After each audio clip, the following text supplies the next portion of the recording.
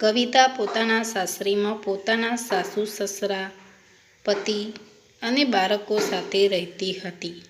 તે પોતાના આ નાનકડા અને સુખી સંસારમાં ખૂબ જ સુખીથી જીવન જીવતી હતી અને ખુશ પણ હતી કે જ્યારે પણ પોતાના પિયર વિશે વિચારતી તો દુઃખી થઈ જતી, કેમ કે કવિતા સાથે પિયરમાં એવું કંઈક થયું હતું જેના કારણે તે હવે પોતાના પિયર જતી ન હતી.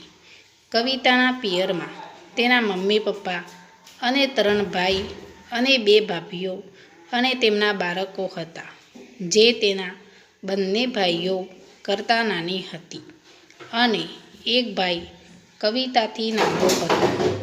એક દિવસ કવિતા બેઠી બેઠી પોતાના નાનપણની વાતો યાદ કરી રહી હતી કે અમે બધા નાના હતા ત્યારે કેવો આખો દિવસ દાદી પાસે વાતો સાંભળતા, બધા ભાઈ બહેન મળીને તોફાન કરતા અને મમ્મી અમારા ઉપર ખૂબ જ ગુસ્સે થઈ જતી.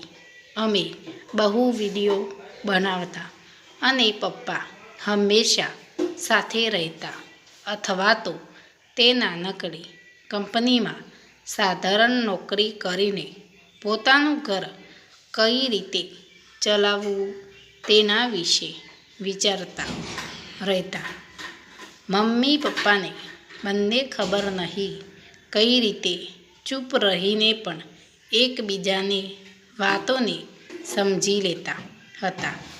અમે ક્યારેય એવી વસ્તુની માગણી કરીએ જે લાવવાનું બચત પપ્પા પાસે ન હોય તો તેઓ કઈ રીતે નજરથી જોતા, એટલે મમ્મી અમને ખીજાયા વગર બીજી વાતોમાં અમને પરોવીને વાત ફેરવી નાખતી અને વાતો પપ્પા મમ્મીને કહી રહ્યા હતા કે જ્યારે મોટા ભાઈ રૂપિયા મોકલશે તો આપણે એક સારું મકાન લઈશ.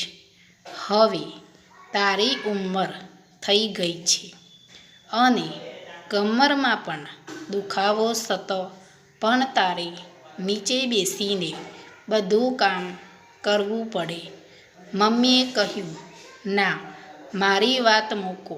સૌથી પહેલાં બહારવાળાને જો ઉધાર બાકી છે ચૂકતા કરો અને તમારી આંખો ચેક કરાવી ચશ્મા બનાવો.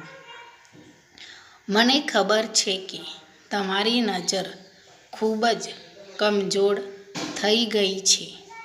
આ બધું સાંભળીને હું પાણી પીધા વગર જ પાછી આવી હતી. ત્યારે પંકજભાઈનો પહેલો પગાર આવ્યો ત્યારે તેમણે ફક્ત 5,000 રૂપિયા પપ્પાના એકાઉન્ટમાં મોકલ્યા તો ભાઈએ કહ્યું કે પોતાની ઓફિસ દ્વારા પાર્ટી આપવાની છે અને પોતાના પ્રમાણે તેમના લગ્નમાં જ્યાં અમદાવાદમાં જ થયા. અમે બધા ત્યાં પહોંચ્યા ત્યારે દેખાવ કરવા ખાતર ભાભી અને તેમના પપ્પા અમને મળવા આવ્યા, પણ અમે પોતાની પાછળ જ રાખ્યા. અમને તો પોતાની મમ્મી ખૂબ જ ખુશ હતી. પોતાના દીકરા પંકજના લગ્ન થતા જોઈને પણ પપ્પા અંદરથી તૂટી રહ્યા હતા, કેમ કે પપ્પાને અંદાજ આવી ગયો હતો મોટા ઘરની દીકરી અમારા દીકરાને દૂર કરી નાખશે. લગ્ન પછી તરત જ અમદાવાદથી પંકજ ભાભીને વિદેશ જવા તમે ચિંતા ન કરો પૂછ્યું ને હવે મારા પપ્પાને હું કોલેજ સાથે એક કંપનીમાં કામ કરવાનું પણ શરૂ કર્યું હતું. પોતાની ઘરની સ્થિતિ જોઈને નારાજથી પણ વ્યક્ત કરી. જેમ તેમ મમ્મીની અવાજ સાંભળી હતી. પપ્પાને નોકરી પૂરી થયા, પરંતુ એવું વિચારીને મેં લગ્ન કરી લીધા અને આજે હું મારા જીવનમાં સુખીથી જીવન સફરથી વિતાવી રહી છું અને મમ્મી પપ્પા હોય ત્યાં સુધી જ પિયરમાં આપણું ઘર ગણાય.